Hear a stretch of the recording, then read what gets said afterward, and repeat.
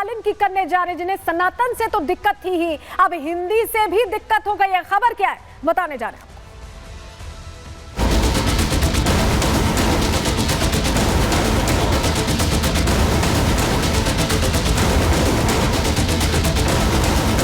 के स्टालिन सरकार जिस तरह से हिंदी का विरोध करते करते भारत को बांटने की जिस तरह से षड्यंत्र और सोच रखती है, वो बेहद निंदनीय। जो राष्ट्रीय भाषा है उसके खिलाफ बार बार दुष्प्रचार किया जा रहा है। तत्काल देश से माफी मांगे, अन्यथा आपके खिलाफ पूरे देश में आंदोलन करेंगे।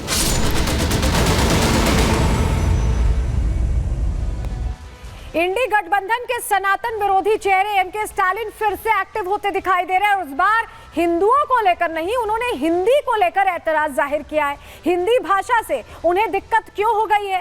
पहले हमने देखा कि कैसे सनातन से उन्हें दिक्कत थी, कभी हिंदू धर्म को, सनातन धर्म को वो डेंगू मलेरिया उनके बेटे कह देते हैं। और इंडी गठबंधन का ये एक तरह से ट्रेंड ही रहा है कि सनातन के विरोध में तुष्टीकरण की राजनीति के लिए जमकर बोलना है और यही उन पर, स्टालिन पर हावी होता दिखाई दे रहा है, क्योंकि अगले साल यहाँ तमिलनाडु में चुनाव होने वाले। हुआ क्या है, चलिए पूरी जानकारी आपको दे रहे हैं। सबसे पहले जरा तस्वीर आपको दिखाते हैं। तस्वीर आपके लिए जरूरी हो जाएगी क्योंकि आज तस्वीरें जो सामने आई हैं, ये देखिए, ये चेन्नई से तस्वीरें सामने आई हैं।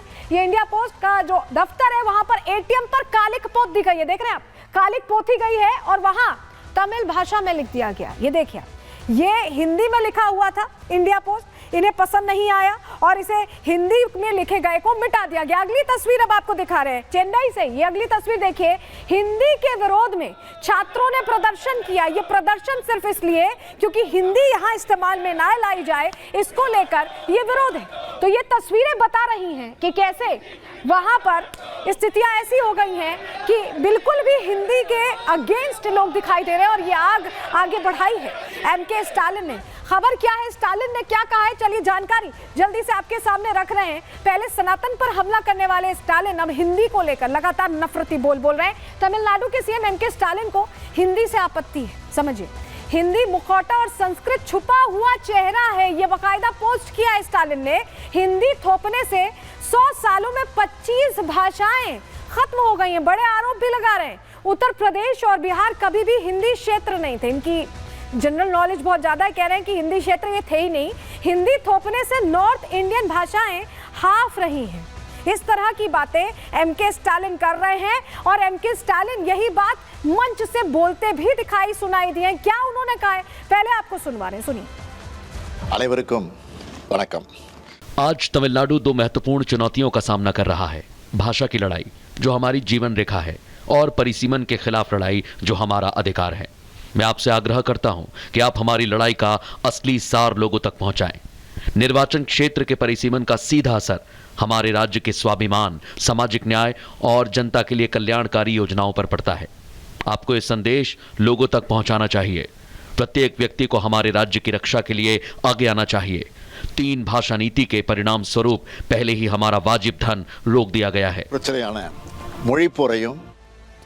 समाज को ये कह रहे हैं कि बांटा जा रहा है, लेकिन इसको लेकर अश्विनी वैष्णव ने सीधा जवाब दिया है एमके स्टालिन को। उन्होंने ट्वीट किया, क्या लिखा है उन्होंने, चलिए जानकारी आपको दे रहे हैं। समाज को बांटने के ऐसे थोथे प्रयासों से खराब शासन इसे कभी नहीं छिपा पाएगा। ये सीधे कहा, ये जानना दिलचस्प होगा कि विपक्ष के नेता राहुल गांधी इस विषय पर क्या कहते हैं।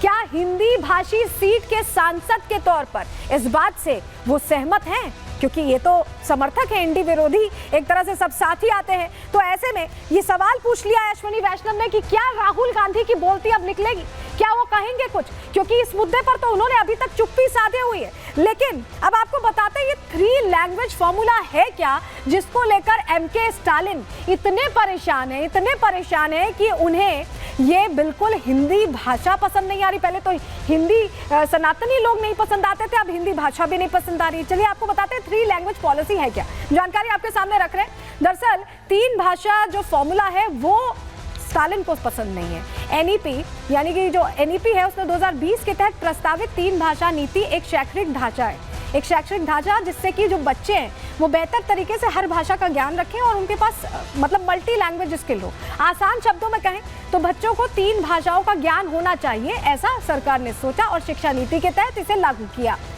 पहली भाषा कौन सी है? छात्र की मातृभाषा, राज्य की भाषा होगी जो आपकी मातृभाषा है, पहली भाषा वो हो जाएगी। जहां संभव हो प्राइमरी एजुकेशन इसी में होगी, पहली भाषा में। तमिलनाडु का सख्त विरोध इसी बिंदु पर है, उन्हें नहीं पसंद आ रहा। दूसरी भाषा आमतौर पर हिंदी या राज्य की दूसरी भाषा जो हो, आमतौर पर हिंदी पर इस पे फोकस है, जिससे राष्ट्रीय एकता मजबूत हो। कहीं भी जाएंगे बच्चे, चाहे वो तमिलनाडु के हों, साउथ के किसी भी राज्य के हों, वो कहीं भी जाएं, उन्हें बातचीत करने में, कम्युनिकेट करने में या एक साथ एक रूप महसूस करने में दिक्कत ना हो, ये इस वजह से लाया गया। तीसरी भाषा अंग्रेजी या कोई और विदेशी भाषा, जिससे कि बच्चे मल्टी फेसेड टेक्नोलॉजी से एक तरह से लिंक्ड हो और कहीं भी विदेश भी जाते हैं तो उनको आसानी हो, बच्चे ग्लोबल प्लेटफॉर्म पर अपनी मौजूदगी दर्ज करा सके। इसीलिए ये 3 लैंग्वेज सिस्टम लागू करने की बात थी, लेकिन इसी से एमके स्टालिन को दिक्कत हो गई। लेकिन 3 लैंग्वेज सिस्टम जरूरी क्यों है? अब जरा ये भी समझिए, अगर सरकार ये लाई है नीति, नई शिक्षा नीति के तहत, तो इसका कोई मकसद होगा। 3 लैंग्वेज फॉर्मूला क्यों जरूरी है, जरा आप ये समझा देते हैं, जानकारी आपके सामने रख रहे हैं। देखिए, तमिलनाडु की 11.65% जनसंख्या गैर तमिल भाषी मातृभाषा की है, तमिलनाडु की ही बात कर रहे हैं। और अगर चेन्नई की बात करें तो 22% लोगों की मातृभाषा गैर तमिल है। तो इसका मतलब उन्हें और भाषाओं में बात करने के लिए बेहतरी तभी होगी जब सब बातचीत एक देश की बात है, ये कोई और विदेश की बात तो है नहीं, देश का ही हिस्सा है तमिलनाडु। कोयम्बटूर की अगर 31% आबादी की बात करें तो वो भी गैर तमिल भाषी है। तो ये भारत है, भारत के लोग कहीं भी रह सकते हैं, कहीं भी आ जा सकते हैं, उनको प्रदेशों में आप नहीं मान सकते हैं, ये स्टालिन साहब को समझना होगा। अब हैदराबाद की बात कर लेते हैं, क्योंकि साउथ के और इलाके भी हैं। तेलंगाना में आया हुआ हैदराबाद, यहाँ पर तेलुगु भाषी लोग केवल 43% हैं, बाकी के प्रतिशत तो और भाषा में बात करते हैं। बेंगलुरु की भी बात कर लेते हैं, यहाँ पर कन्नड़ भाषी लोगों की संख्या 45% है, यानी यहाँ के बाकी जो 55% हैं वो बाकी भाषाओं में बात करते हैं। वहीं बेंगलुरु की 55% आबादी गैर कन्नड़ मातृभाषा है। तो ये आप समझ सकते हैं कि ये समझना इसलिए ज़रूरी है कि अगर आप तमिलनाडु में रहते हैं, आप तेलंगाना में रहते हैं, आप आंध्र प्रदेश में रहते हैं, आप बिल्कुल वहाँ की जो रीजनल लैंग्वेजेस है वो बोलिए, समझिए, अच्छी बात भी है। लेकिन हिंदी को भी अगर आप उसमें जोड़ लेते हैं तो आप एक वाइडर पर्सपेक्टिव में कहीं भी तेलंगाना का कोई शख्स हो, आंध्र प्रदेश का कोई शख्स हो, तमिलनाडु का, वो कहीं भी जाता है, उसे कोई दिक्कत नहीं होगी। इसको लेकर जिस तरह से विरोध स्टालिन ने किया है उस पर कहीं ना कहीं जो सन्यासी समाज के लोग वो तो सवाल कर ही रहे। विनोद बंसल भी पूछ रहे कि आखिर हिंदी से दिक्कत क्या है, सुनिए जरा।